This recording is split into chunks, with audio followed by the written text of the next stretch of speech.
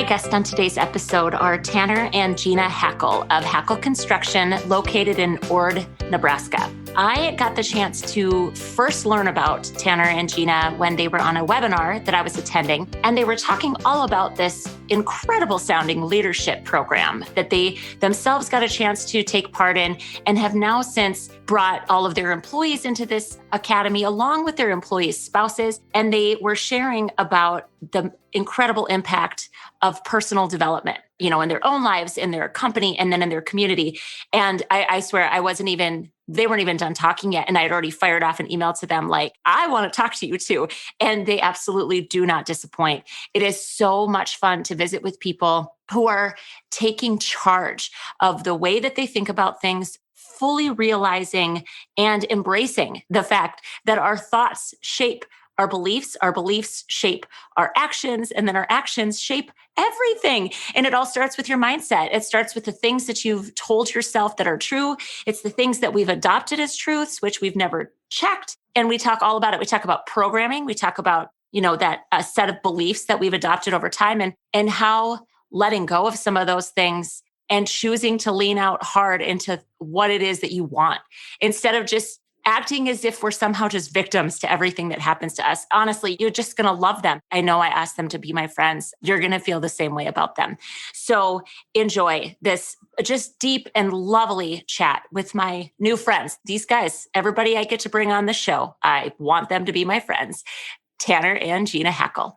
Well, welcome guys, Jeana and Tanner Hackel. I'm so excited to have you guys on the show. We're super excited to be here. Thank you. I feel like you're Ord, Nebraska's power couple. Yeah. Well, thank you. We're wanting to see that influence for sure. Well, again, I think mindset matters. We're going to talk about that. So I think if you put that out there, then maybe it's it can be a self-fulfilling prophecy. There you go. It's step to that, yes.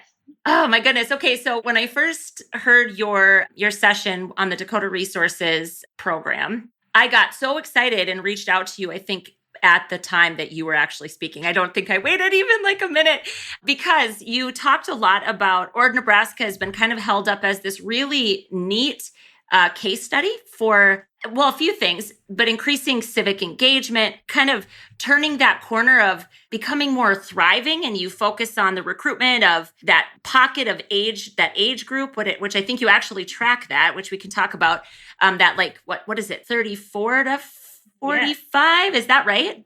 Even 20 to 40, that age. Right. And right. And so this community that you both live in and you own a construction company, you've seen the impact of specifically personal development, the choice to invest in your own ability. It's the interpersonal skills and it's communication and it's mindset and it's attitude.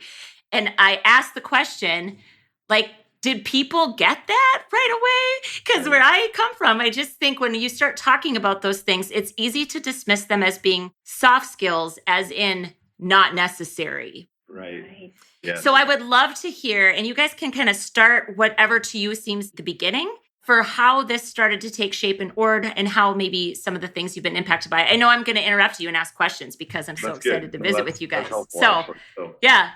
Well, there's a bit of this story. So as you talk about some of that background, there are people in the community that had started this years ago. And so Bob Stoll was also on that. And he very instrumental I think he began to really realize the need for some of this in the late 90s, but wasn't certain. He knew he wanted to see the community grow and wasn't certain what that all entailed. And what has been neat is to be a part of this with him in the more later years, where it's taken a development more from his seeing the need for community growth and retaining people. And that's really that tracking and those measurements that they're doing are actually parts of it that I'm not super involved with. He's really helped develop the chamber here in the area, and they've developed all those pieces and done a great job. We've got a great team here locally that does that stuff. Christina Fote now is leading some of those pieces and the economic development part of it. And so that's really fun. And so what happened though through that is they kept playing with different programs and saying, hey, we need to do this personal growth piece also, whether it was business development programs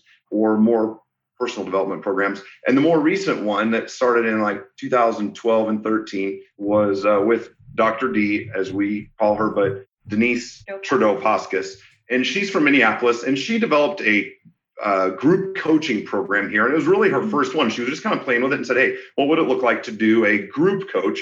And so it acts as a mastermind because you have all these people who are learning like-minded things, and you have that energy in the group. I think that's what everyone noticed in these classes was when we go to SVLA or Innovation Valley Leadership, there is a different sense about what's possible. And there's an energy there that's positive. We leave negative at the door and we walk in and we talk about what does growth look like? What does influence look like?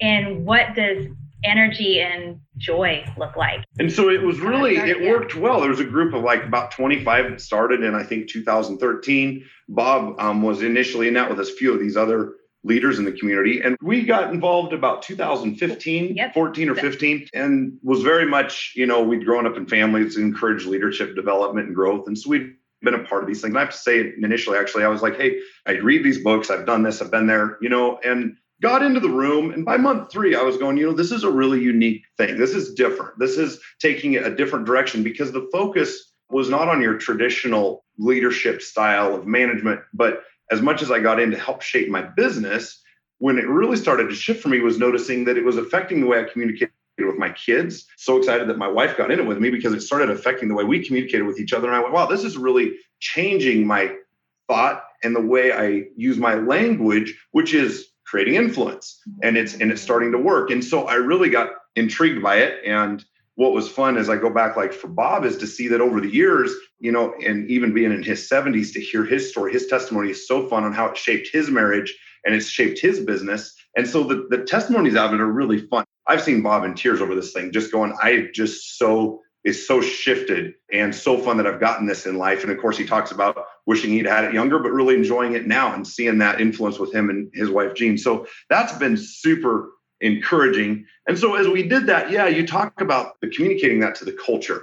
And it is unique, and it is not the go-to, especially from a rural ag, as we've talked about. I grew up in that feedlot farm operation, and you really focus on your ability with your technical skill to do well. And so when I got into construction as well, I hired for 15 years, just if they walked through the door and they had good technical skill, that was the king of the hill. And you really didn't look past that. But oftentimes we had people showing up to work that didn't look forward to who they were showing up to work with that day.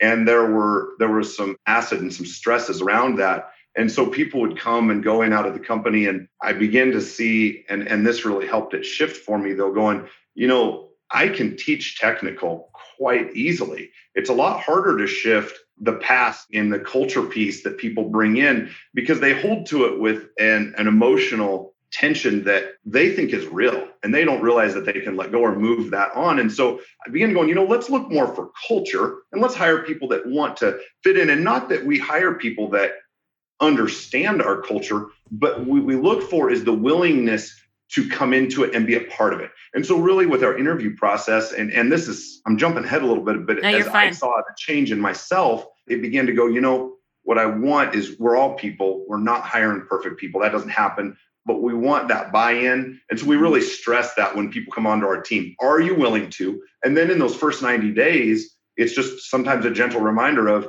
there was this commitment. Now, as you're feeling this nudge, notice that this is that piece that, we both knew you weren't totally aware of, but we would love to see you join this and continue in this, and to get them to flow to that. And it's so fun because there's so much, when new people come in, there's kind of a period of a little bit of a pushback and misunderstanding, and sometimes going, well, why are we spending so much money on this area of development in this area when we're just concrete guys and we're building buildings? But usually somewhere after a year to year and a half, they start coming back around and going, I am talking to my kids different. I am relating with my wife differently. And I just had a contractor talk to me the other day, subcontractor, and I moved it forward in 8 minutes, which used to end up in a blow up, and we wouldn't have even had the conversation. And so they're finding that mutual ground, and they start to see the effectiveness of it. It just takes a little bit of time and patience. And so that's what we're looking for is folks like that. But culture as a whole, it is not understood, but you do find that with using the language carefully and helping them explain it in a way that really, especially when you start talking about family, it connects with a lot of people. When you start talking about relationships, then they start to go, well, I'm not 100% certain, but I like what you're saying. What's that look like? And they'll begin to explore with it. So, and that's where, when we started, we were starting, we had been in construction for quite a while, but we were diving off into the commercial construction world. We had 3 small kids. And, as small business owners, we were wearing all the hats. Tanner was out in the field. I was doing the office work. And, kids knew, hey, mom's on the phone, be quiet, or maybe you didn't find a sitter that day, so the kids were with you. So there were times where I felt like my life was extremely full. And I would walk around trying to put out fires, barely breathing. And I would try to hold it together, but underneath it, there was some fear and there was some resentment. And then underneath all that is anger, just like, life shouldn't be this way. So when I stepped into Innovation Valley leadership, all of a sudden I started to realize, I was like, my thoughts have power. And as what you shared in your podcast just a couple of weeks ago is your beliefs drive your actions. And so all of mine were very low energy, very negative. It was taking away from me. And so I became aware that I had programs about kids and people and money. And, it was crazy how all of these things were affecting me. And I was like, oh, if I would shift that around and if I would shift it towards gratitude, if I would take out negative words like can't, or I don't even know what negative words are anymore, because I've just removed them from my communication. But I became aware of the things that I was doing on a daily basis that were not helping me. And they weren't helping me with my family or with my communication in my leadership.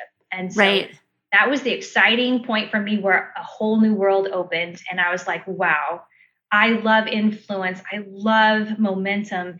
And this was opening my awareness to there are things that I want to shift in my life. And that gave me the tools to do that. Okay, so I have a few questions for you as I've listened to that, which is, by the way, is a wonderful overview of kind of what this journey looked like for the two of you so far. But as I'm listening to you, one thing, Jeana, I'd love for you to expand upon is the idea of the word programming or programs.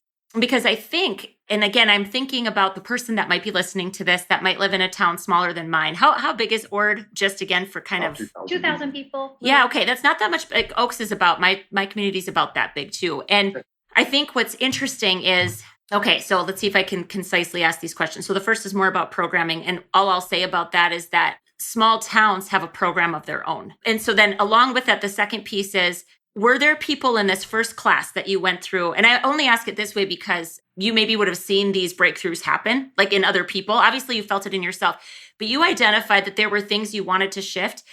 I feel when I look around that there are a lot of people that I would love to see them shift things, but they don't know they need that shift. So were there people... Yeah. Oh, was that you? Okay. I would love to just hear what that looked like for you and maybe some of the other people in your class. What was the thing that you suddenly went, oh my gosh, like that is me and this is impacting me. So can you share a bit about that? Because I just think it's like not knowing better because no one's ever brought it up and into our awareness before. We don't know what we don't know. And that was me. I was doing the very best that I could. I was a high achiever and I was just give me a 3-step process. But it was about personal change. It was about my thoughts. So when you talk about a program, sometimes people think, oh, they go political or they go spiritual. It's so much more than that. People have programs about Monday. Karen Carpenter said, rainy days and Mondays always get me down, Right. People have programs. It's days of the week. It's about people. It's about childcare. Sometimes people are like, there's no childcare. People have programs and it's about anything and everything. It's what do you believe about a specific thing. And so then what I learned that I had programs. I didn't even know I did. And so then when I became aware of that, then I was like, well, how do I turn it around so that I make the unhelpful helpful? And I knew things were helpful when my energy lifted, when all of a sudden I was like, and I'm talking about energy too. So I'm talking I know you're going all the way woo, Jeana, but I like it. It's good. It's really good. It is so telling because if you're aware of, like, say you eat a lunch and you have a slump, you have to take a nap. You feel that lower energy, like I don't have motivation. When you have motivation, you know that it's helpful. When you're excited about something, you know it's helpful. And so that was a shift for me where I knew that I was in a state of panic most of my waking hours. And I knew that when I was like that, I would snap at people. I would shut down, say I saw something that I wanted to move forward, but I wouldn't move it forward in the company. I knew that I wasn't leading to the best of my ability. And so when I recognized I have a program around this, there's some fear underneath that. I'm afraid that this will happen. Then I would turn around. Well, what would I like to see? Well, I'd like to see X, Y, and Z. And so then I'd focus on that Because before that, I was a professional worrier. And one day in SBLA, I sat there and I thought, wow, if I would just turn my focus from my fear and onto what I would like to see, I could be a genius, honestly. Yeah. Do you think, again, as I'm thinking about, like, I've worked in this realm for a long time, and I've no means like mastered this stuff. It is a lifelong dedication to getting better and to handling stress and to disciplining disappointments and all of that stuff. I mean, it's lifelong. But, as I listen to you, I'm thinking about the person that's like, what if I want to break my programs? Would that be the question that you would suggest that they first, like, if somehow they acknowledge or somehow it becomes clear to them, like, I'm my own worst enemy with this thing. Yes.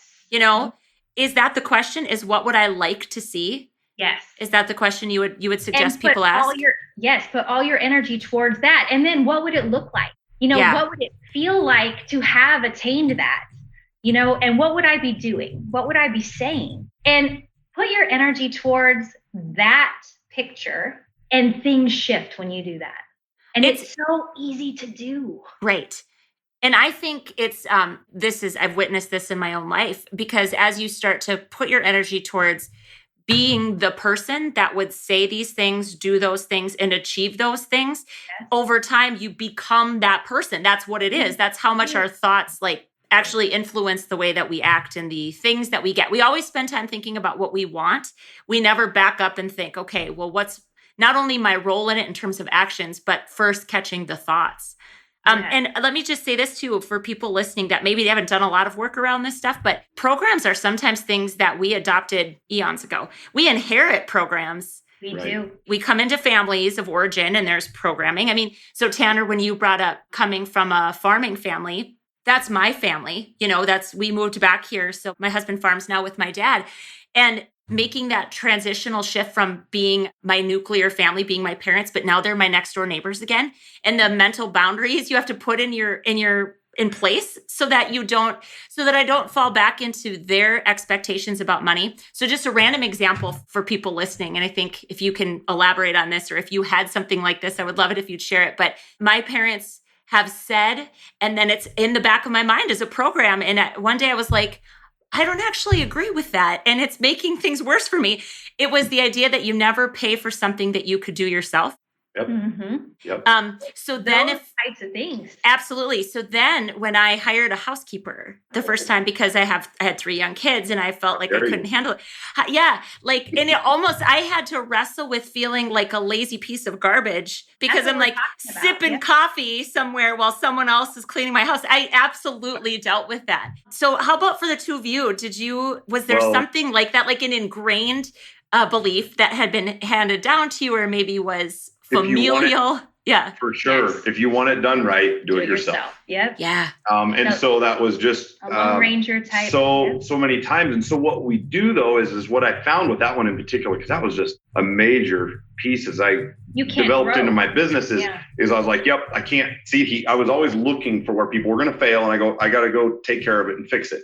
And what I found is it's actually such a crippling effect, because what we're really doing is we're copping out from doing the harder thing. We crucify ourselves on that cross saying, I went and I had to fix it and I had to do it myself. And so look at me, I'm the hero. But what we really don't realize is underneath, we don't want to hold whoever accountable to what they should have done. That actually is the bigger thing, and it's the harder thing. So what we don't know is we're doing the easier way out by going and doing it ourselves, which isn't helpful, and it's harmful to our families, because then pretty soon 10:30 at night we're still out in the feedlot, or we're still out fixing the combine because the mechanic didn't get it right, so I got to go do it for them but what would be more powerful is we could learn communication and language and learn to influence those around us and say, actually, you committed to do this for me, and so this is the way I would like it to come, and so let's move forward and have an agreement with them to do it and learn those pieces. Then we wouldn't have to sacrifice ourselves and our family on this. Well, I've got to go work now all night because this failed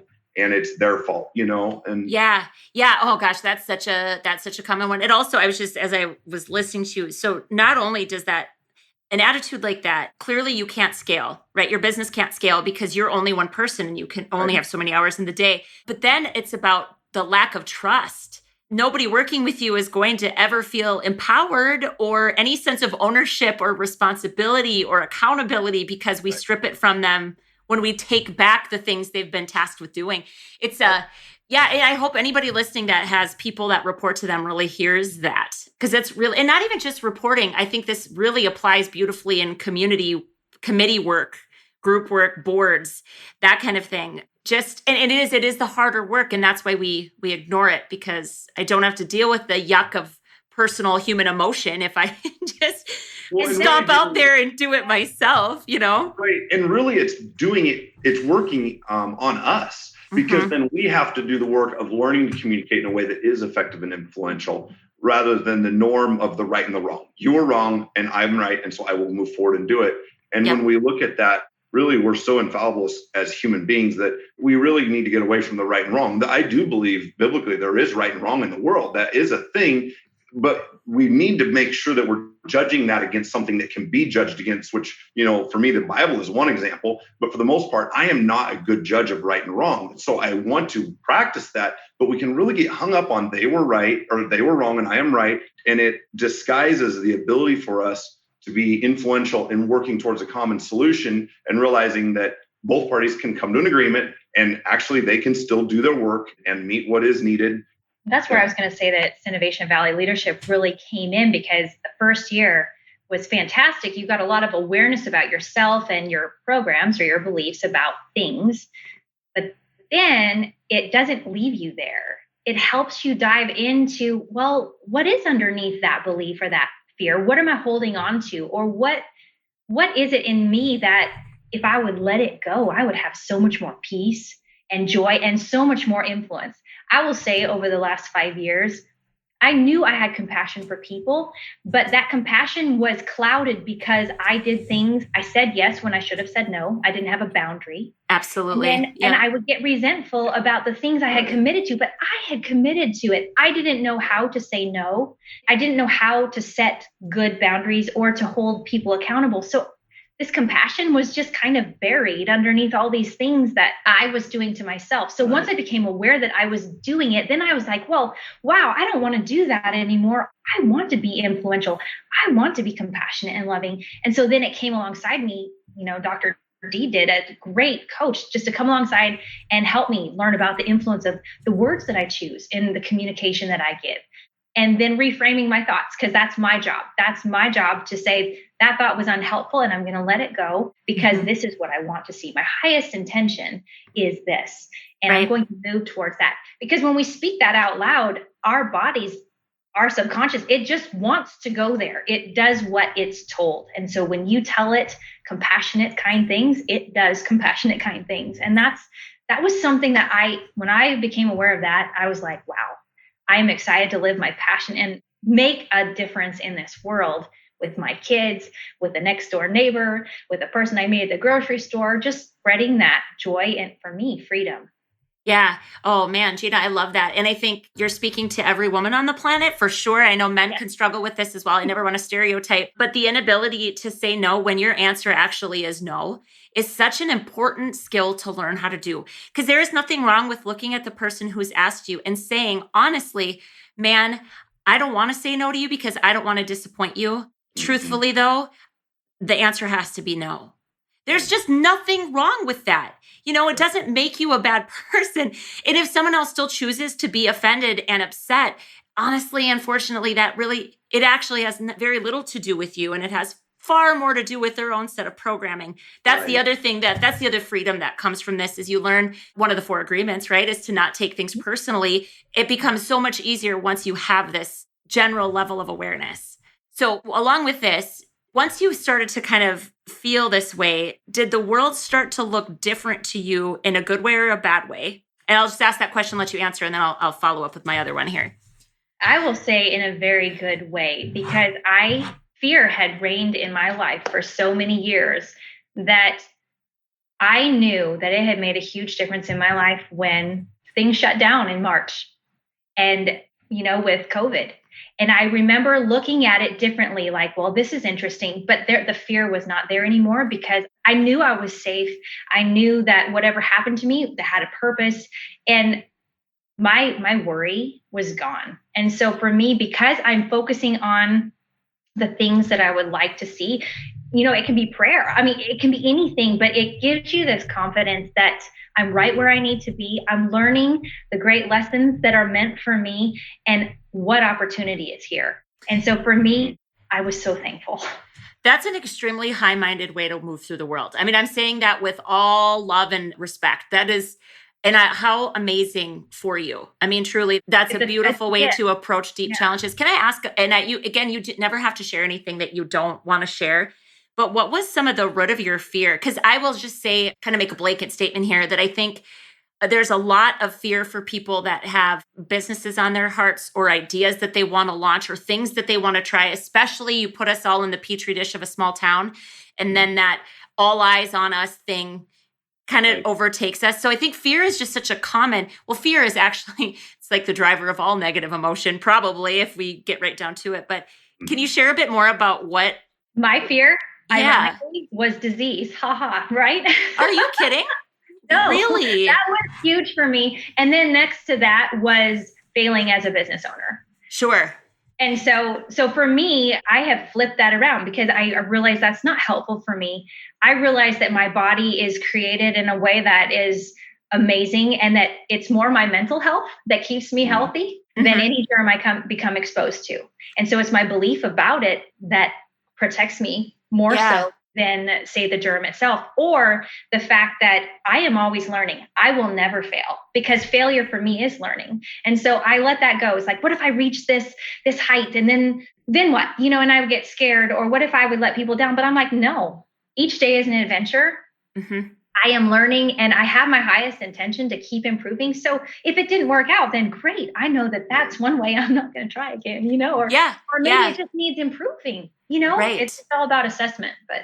Yeah. Well, you'd mentioned, and so as we talk about that, you had mentioned earlier also that it usually comes from youth or being younger. So many of our programs, which then you can call belief systems about how the world operates, and then oftentimes those fears are driven from that, come from when we're at this age of, 2 to 10, 12 years old, somewhere in there. So we need to ask the question commonly, there's so many good things we learn. Most of us grow up in homes where we learn a lot of good things, but we also learn a lot of things that are very unhelpful. And it wasn't the intent oftentimes of the parent at all. And so as we disconnect and realize that that is there, we can move past it without blame and or making an individual that we respect in our life look bad. It's just simply understanding that they intended to teach us something healthy.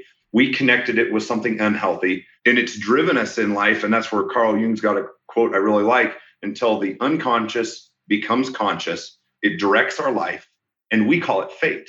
So what we do is that's really good. This to these people in our community around us, it is very real to them. It seems very real. And so as we're trying to unhook our friends from this and say, actually there's options, it is a little difficult for them to see it, but we can, through those series of questions, Jeana, that you were asking earlier, begin to uncover and say, actually, a great example for me, one was as I am a very organized person. I really strong STJ. I like that. It's just a piece of my life. It's very natural for me. But I had actually at a young age came to realize in my past, I've gotten very angry when people were unorganized around me. Unhelpful. People should have quit me had they seen me in my rants and just gone, dude, I'm out.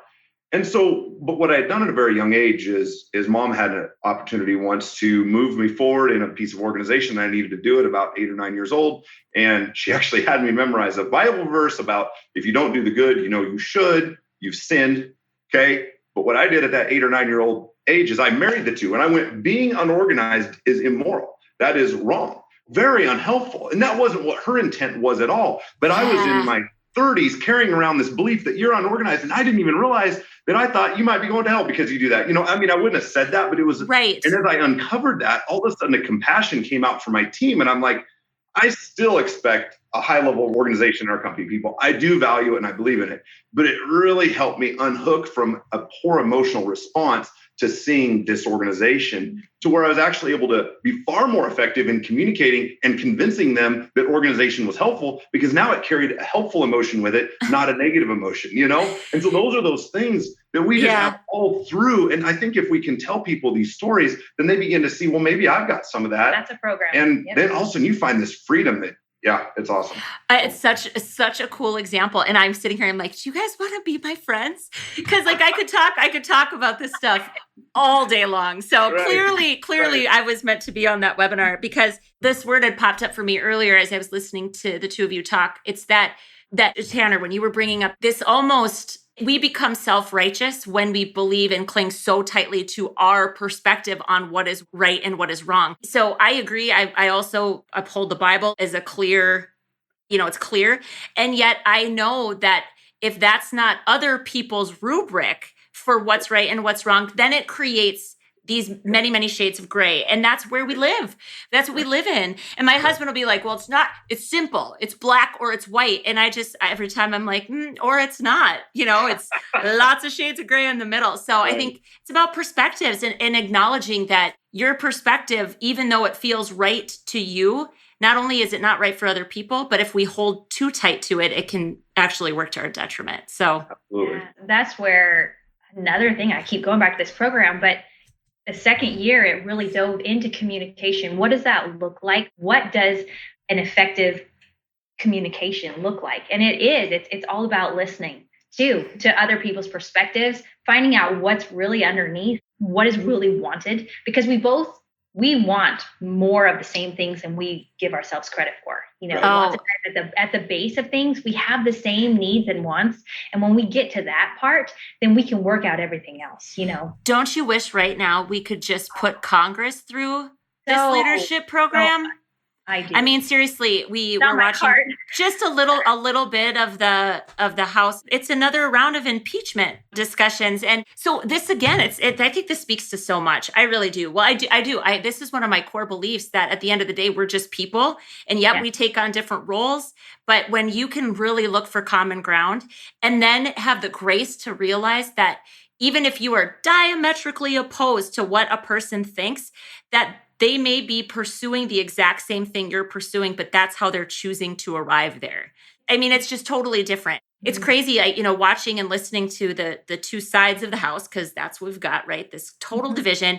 Right. And the same event has occurred and they remember the facts differently. There's no facts, right? There's it's all subjective. And that's why, I don't know if this ever happened to the two of you, probably before you went through this, because now you're just more aware and mindful, but there have been so many arguments my husband and I have gotten into where I'll be like, that is not how that happened. Right.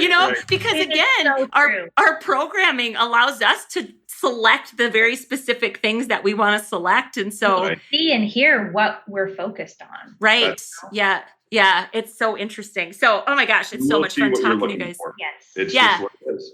Right. Well, it's confirmation bias, right?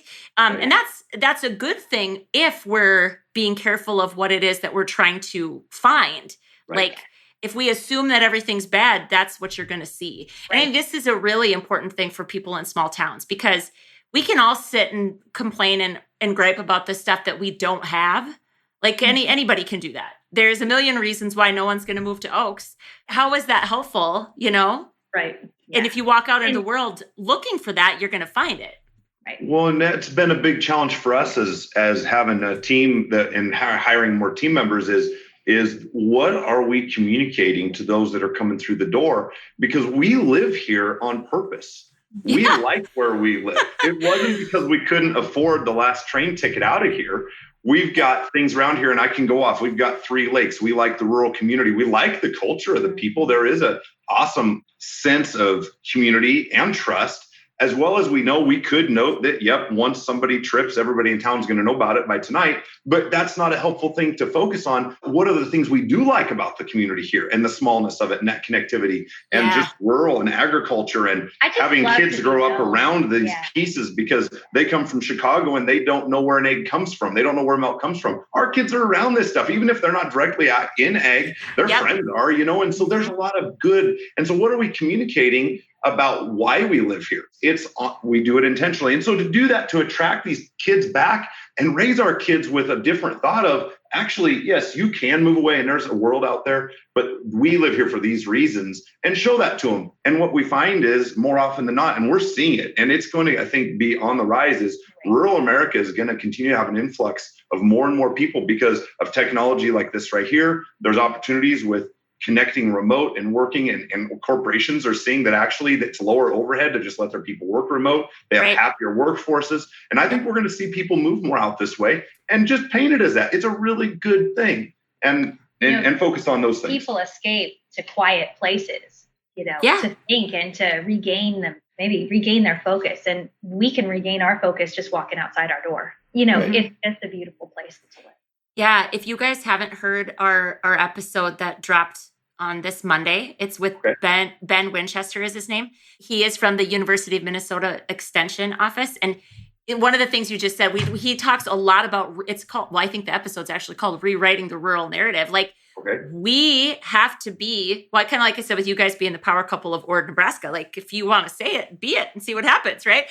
But that's actually the power our words hold over what our communities are seen as. When we say, well, why would anybody want to move here? One thing Ben says, I just have to tell you, he makes this comment like, if you talk like that about your community, no one's going to move there because they feel bad for you.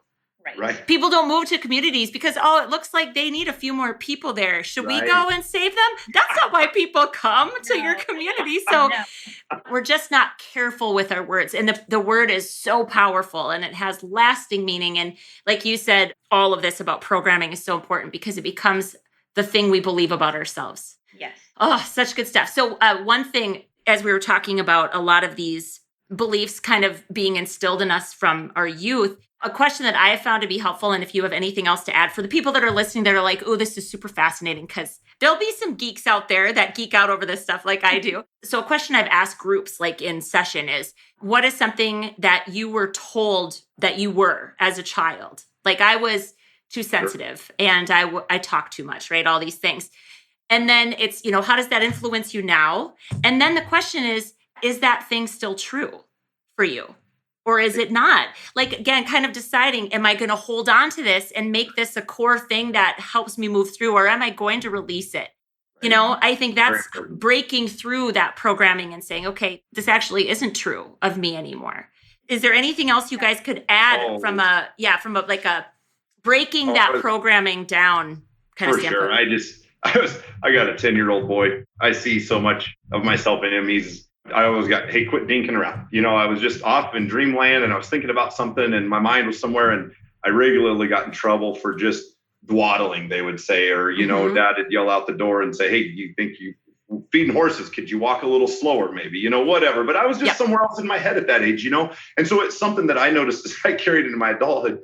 If anybody challenged my efficiency, they were going to get their head bit off, because now I had this power as an adult to be like, don't do that to me, which again was back to very unhelpful. And so then as I challenged that, I've had to work through that and understand that, no, that's not something I am now. That was something that I was just a happy kid, just enjoying life. It's very normal for youth to be in that phase, but that is not me now, And so to disconnect from that and go, that's a good laugh. That's something. And they said that, maybe I should actually pay attention. What do I need to do different or shift?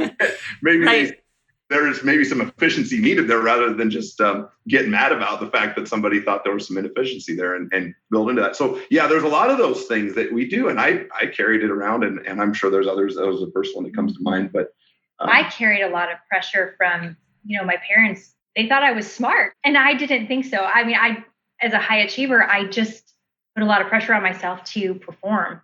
And so I wouldn't always perform my best because I didn't like that pressure. So for me, it was choosing to just, when Dr. D talked about my highest intention, I was like, okay, I can do that. I can do the very best that I can. And I'm not going to judge myself or scale myself against any one person or any one thing.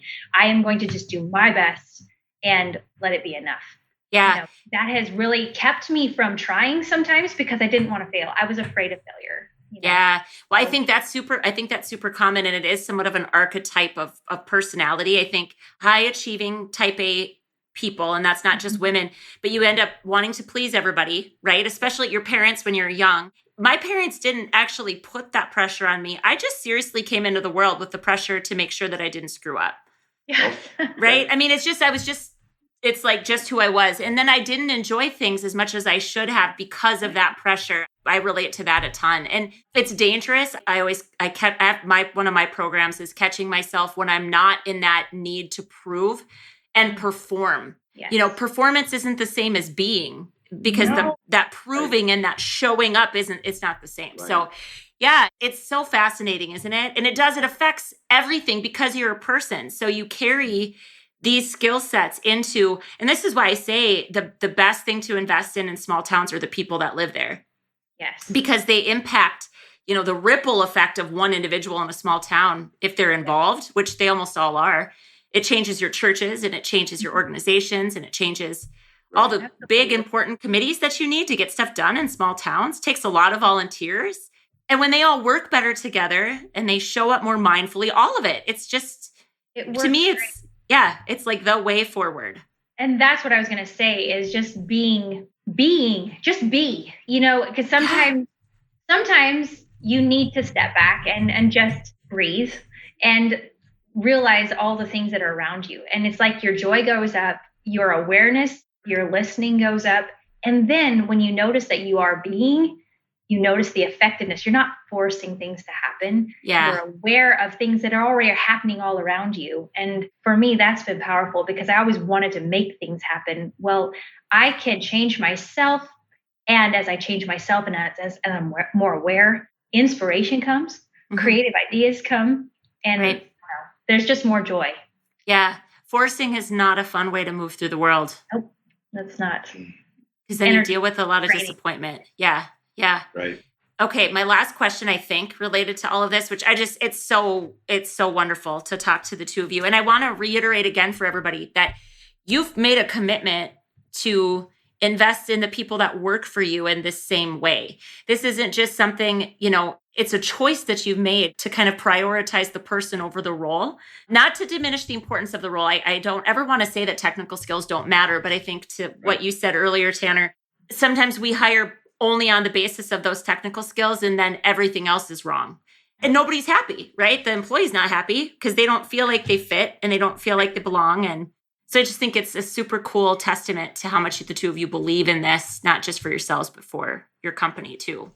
Well, we did really make a shift in around 2014 and began seeing that this was, as we saw the value of the program, the shift was for us. And it's not just the program, but it is what it delivers. It is. So, we encourage SVLA or Innovation Valley Leadership because it is a very influential program that is bringing this, but there are avenues of doing it. You mentioned the Carnegie program. That was one of the first books I read was How to Win Friends and Influence People. And it was just such an excellent instruction towards achieving some of these things.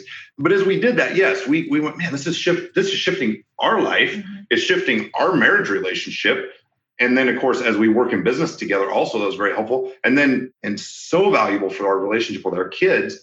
And so we got to this point where we went, you know what, we want our whole team in this. And at that point, it had been a little bit optional, but I said, no, everybody's in it. And I would have to say there was a little bit of pain in that. We had some people decide to leave at that point, and that was a very busy year. I had a couple of people that were extremely talented technically, far more talented than I was, decided to move on. And so it's not always easy with some of those decisions. So I'll put that out. It's not just all fluff and easy on that, but we made the choice. We went through that season.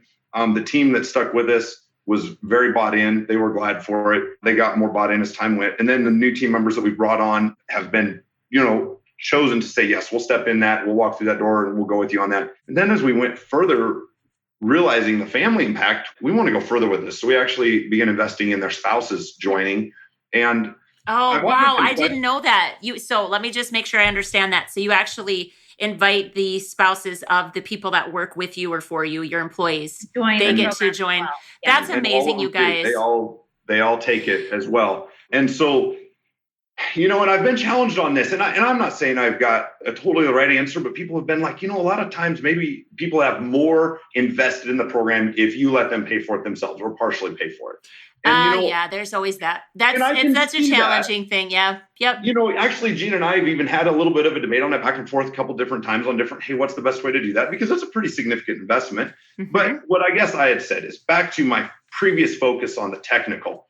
If I bought a new piece of equipment or a new tool, I never thought twice about paying my guys to learn how to use it. I never said, hey, you go out there and learn how to use that new backhoe. And then when you've got it mastered, then I'll start paying you. That was just a part of what we did. And so I guess that's been my argument on it is this is a tool to be used.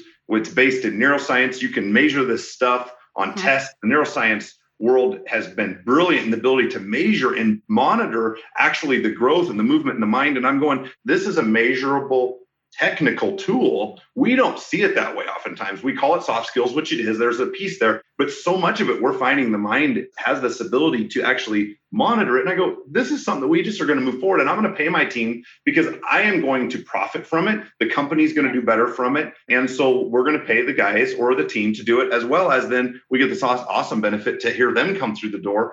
And I don't know how many of our coaching sessions we spend talking about home culture and the kids, because they're seeing that influence and they get excited about, man, my kid came in and this is what happened. And it is so different than the way I grew up, because now I'm being aware that I can communicate differently with them. So for Jeana and I, that is so rewarding to have that as an effect. I love that you just said that. No one's ever said, I've never heard anybody ever say that. But what if instead of saying, yeah, we're just investing in this person. So it's almost saying, no, the most important tool these people bring to work every day is their brain. Their brain and their heart in combination, right? So let's just say they're, and so I'm going to invest in them to learn how to better use that tool. That's all that is. And putting it that way, I think it's so smart to say, I would never not pay someone to learn how to use a new piece of equipment.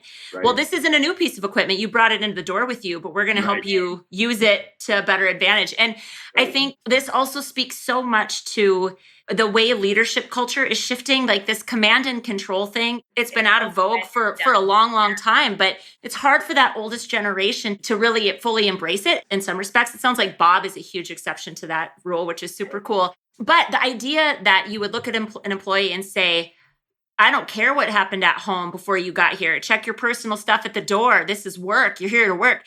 Nobody goes to work like that. Right. So the more you even help, you can't, because we're actually not able to compartmentalize like that. We can tell ourselves we can, but nobody can. So you're also just saying, look, you as a whole person matter to me. Absolutely. And because they should matter to you. And that's the excitement of growing our business, is that my dream is just to have my whole team, and they are becoming the mastermind. This morning, we got together for 4 hours of training just to talk about goals for the year and ways that we were going to accomplish them. But it was so much more than that, because it was about how we were going to feel when we had accomplished this, or how we were going to just see it happening easily and readily. And so it's like we're bringing people on who have the same goals as we do, and who just make us better. And so it's just, I don't know, we thrive off of each other. And so that is the culture that we're creating, and we want to grow, Yeah. So I said, 7 minutes ago, here's my last question, never ask it. So here's the final question, because I think this is something that, Tanner, you had said, I don't want to give the impression that it's all been easy. Have you experienced, either one of you, any fallout with people in your lives that don't want to think the way that you're thinking, or you suddenly went, oh my gosh, this person is really working against this energy that I'm trying to create for myself? And have you had to have any kind of difficult breaks with people due to kind of this higher awareness? Have you found that at all? I think probably the most interesting part of the journey for me is to go from a new awareness of the value of it, and going through maybe some frustration of some people close to me that weren't willing to walk through that door and work on some of this, and actually probably a little bit of anger in those areas, but then coming around full circle towards compassion as I continue to grow, because it was really my problem, and just seeing and enjoying where people are at and enjoying those relationships, and challenging myself towards the influence as much as I can in each one of those relationships. I know my mind, I have a hard time even right now, even remembering some of those. I know we've created some boundaries in some places around some relationships that was helpful, and have stepped back from some. I would say, In the end, it's never about the other person. It's always about me.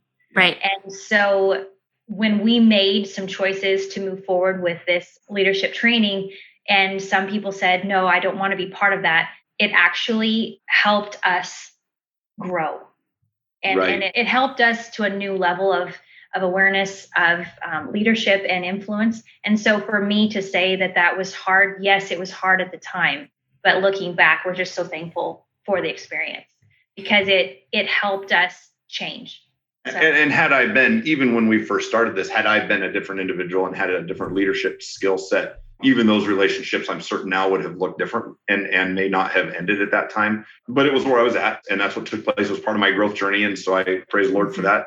But yeah, it's a lot of it is, if I was going to say some of the difficulty of it, it is the continuing to choose to get up every day and work on myself and being okay that I will die continuing to grow. That's just what it is. You said it earlier on, and it's just getting so okay with that and challenging myself towards pieces that, again, usually if we've got an issue internally here, it's the leadership. And I can't always see it at the moment, but if I start working on it, usually within a while, and I've gotten faster at it, I can identify a piece that I can shift that will start to shift the culture. And I've got a ton of fun stories there I could go through on some of those things, but that's, The short story is, I think our journey is growth. And so we welcome people on that journey, and sometimes it's not for some people. So, and we give people that freedom. Yeah. And as you're talking about, and as we have this, and we've included the smaller communities in it, another piece that we are passionate about as we look at all this is most communities would like to see some growth in numbers. They would like to see growth in revenue. They would like to see a community to still be there. They grew up in that community. They're like, well, I want to see it here. So I see people, there's some people in some communities around. As a construction company, we get to see that they're older and they've come into some good money in their life and they're rebuilding. I know 2 people right now in a couple different communities. The one individual's bought like 20 houses and is remodeling them all because they want to see that community continue to thrive. There's another one that's bought a bunch of the downtown district and remodeling because it's where she grew up and she's got money now to do it. And those are good things and they have value, and it's really fun to see them with that affluence and that ability to move it. But what we have noticed, and what I'm super passionate, as you can tell, is if we want to build the brick and mortar in our communities, let's invest in these other skill sets and the financial side of it, and the buildings will take care of themselves, because affluence comes from thought and freedom of thought. And too many of us have grown up in homes where finances were a thing to be feared. Money was a thing that was a monster or alive, or it had its own source of power. And to really just train ourselves that money is a piece of paper. It's just a tool to be used like any other tool. It doesn't have a life of its own. The human being gives it the life of its own, and we choose to love it rather than love the right things.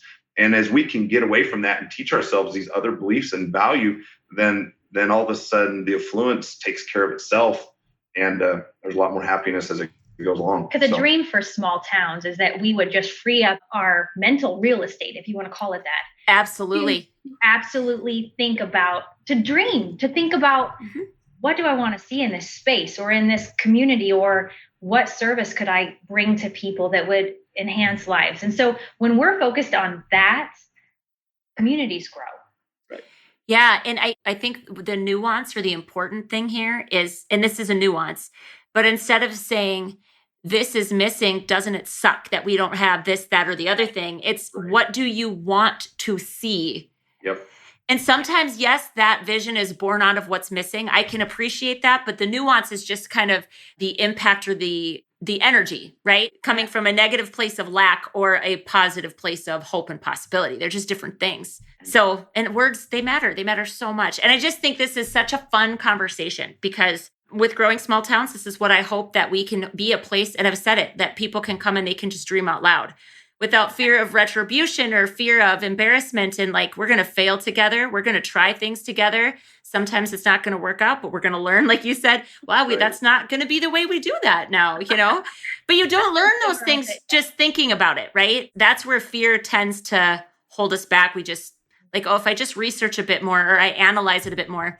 Nope, you're probably not going to learn anything else. You've got to get your hands dirty and try it. So right. Yeah, it is so much fun. So for our listeners, we will make sure that the Innovation Valley Leadership links are all there, because tell us a bit more about that, because you've referenced that a few times, Jeana. Obviously, that's like the program that puts you both on this course, but this is something that people can access virtually. Yes?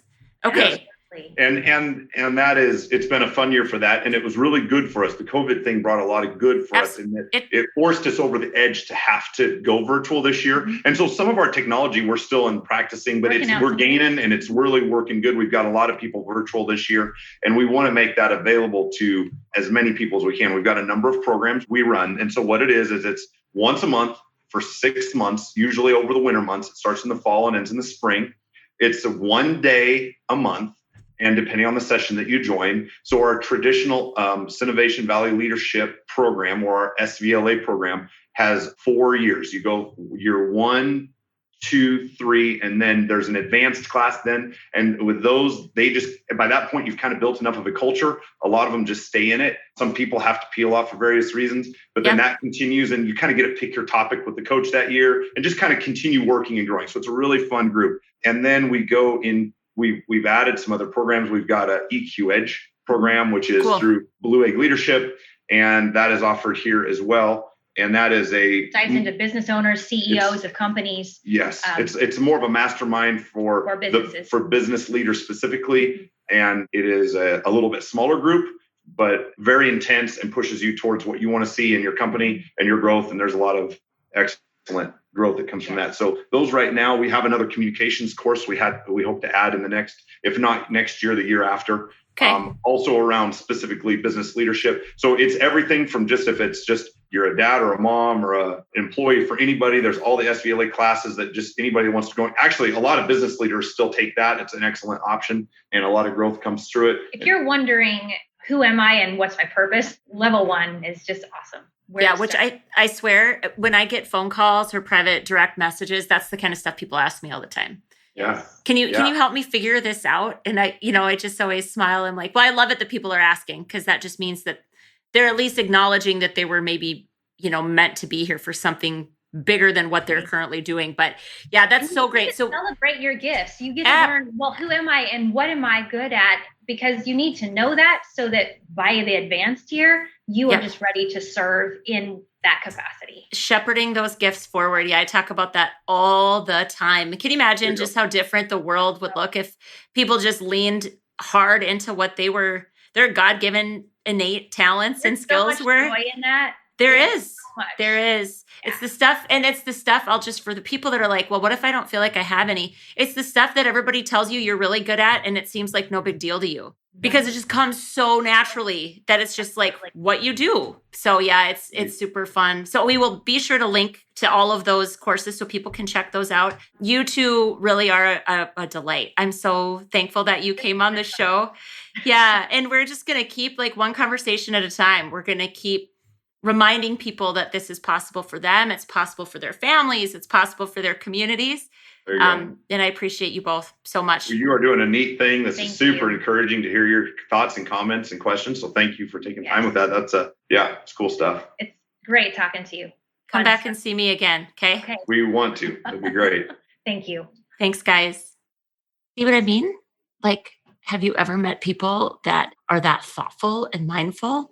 I swear they're one of a kind, that pair. And I was so thrilled to have them on the show. If you enjoyed what Tanner and Jeana had to share, be sure to catch their Fast Five. They opted to just answer some random questions, random facts about them. But in it, they happened to drop a few pretty spectacular sounding book recommendations. So be sure to check that out. Just go to growing.smalltowns.org/Fast Five, and you can hear what they had to share. As always, we love our show. We love what we get to do in highlighting people like Tanner and Jeana doing their part in their own way to make their town great and to help their town grow. So until we meet again, keep doing your part to help your small town grow, and we'll see you next time.